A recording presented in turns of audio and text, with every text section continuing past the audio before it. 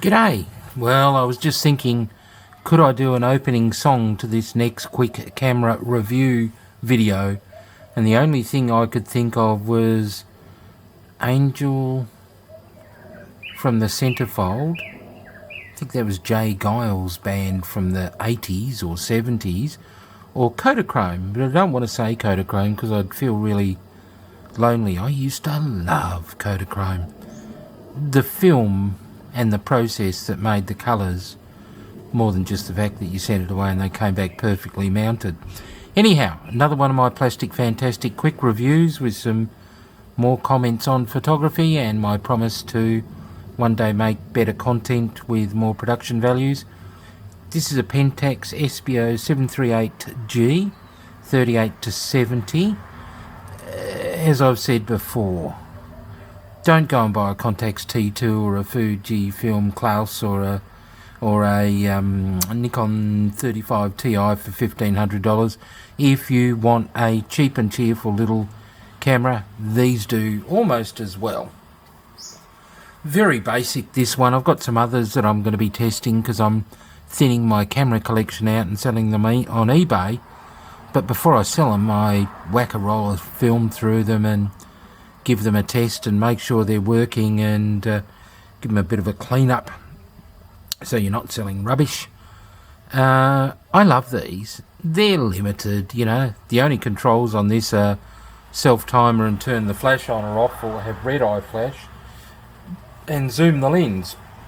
I got limitations on the shutter speed, 1/400th I think, don't quote me, I'll be better in future on my research. And you got limitations in the aperture range. You certainly can't stop it down to f22 or anything like that, so that can be a bit problematic. Don't whack a roll of 3200 ISO in it to shoot at night and then try to finish the roll off during the day. It won't work. Don't even know if it will shoot. Probably will, but it will be grossly overexposed. But look, I love these for what they are. I love them because they're small and they're inconspicuous, so people don't waddle over and accuse you of taking bad spy photos. And they do that when you pull out a big SLR and a big lens. And they're fun because they're limited and you got to think, and that's what I like about photography. Like I've said it before, probably my favourite camera at the moment is my C330S Pro twin lens reflex Mamiya, because everything about it is hard. 6x6 is a hard format to shoot with, especially when I'm very into landscapes, and just setting the aperture and shutter speed. And you've got to use a light meter or guess, or use Sunny 16. I tend not to do that. But just setting it up to actually go click takes a long time. So you've got to do it all before, like the great photographers of old did. This one, you just pick it up, point it and shoot it and pray. But if you know its limitations, 20 out of every 36 shots are actually quite good shots. And I've had people say, did you shoot that with your Leica? And go, yeah, that's it. No, I don't. I actually say I shot it with a $70 cheap and cheerful Pentax that I bought on eBay. These things will probably end up $1,000 in 5 years' time, like everything else, like some of my old Contaxes. So maybe they won't. Yeah, the more I said that, the more I thought about it, and the more I thought about it, I think I'm wrong. But look, they are fun. They're worth not letting them get thrown in the great rubbish bin of life. They are worth chucking in the glove box of the car and shooting. I went out with a mate testing his boat the other day, and I took a cheap and cheerful, because if my Konica or my Leica or Konica RF or Leica fall off into the water, I'll be very sad. If these fall off into the water, I'll just pick up another one. They're plastic, they're light, they're fun, they're limited, and they make you a better photographer.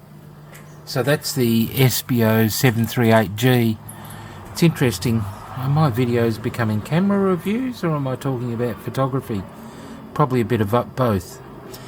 In the future, I will improve my production standards. At the moment, I've got a really messy house and I'm trying to clean it up, get rid of a lot of my collection of stuff that I don't need for the moment, because I just can't even move. Once I've done that, I will up my production standards. I'll have to put a mask on because I've got a face for radio. Anyhow, Pentax Espio 738G 35mm point and pray or point and shoot film camera. I love it. I love it. These are great. Now, one of the reasons, this is actually a good warning for people.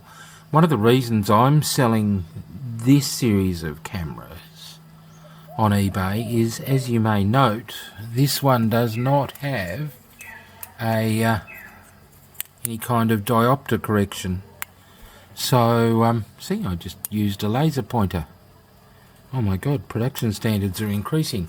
So, for someone, I'm about, in both eyes, I'm about -2.5 diopters of correction. You know, I wear glasses. The viewfinder is so small that even for composition, because you don't see the focus, even for composition, if you don't have a clear viewfinder, you end up putting the power pole down the bottom left or the tree branches overhanging because you just can't see it. So dioptic correction is important for me, and if you are a glasses wearer or don't mind trees hanging down in your frame, then these are good. In saying that, I've shot a lot with this kind of non-dioptic correction camera and I still love them. It's a limitation. And hey, there's always Photoshop and cropping. Okay, please subscribe. Much more content and reviews coming soon. Pretty low production standard at the moment, but I also want to make sure that I talk about stuff and show people stuff, and there is a legacy of this gear that, because it's not expensive and sexy, a lot of people don't give you a lot of information. I'm probably not giving you a lot more, but if I've given you 2 interesting pointers, then I'm happy. Thanks very much for watching. G'day from Australia in August 2020, COVID time, in winter. It's actually cold, 15 degrees C. That's how cold it gets in winter in Australia. Not bad, eh? Having worked in northern Canada, it's heaven. Okay, thanks. Bye.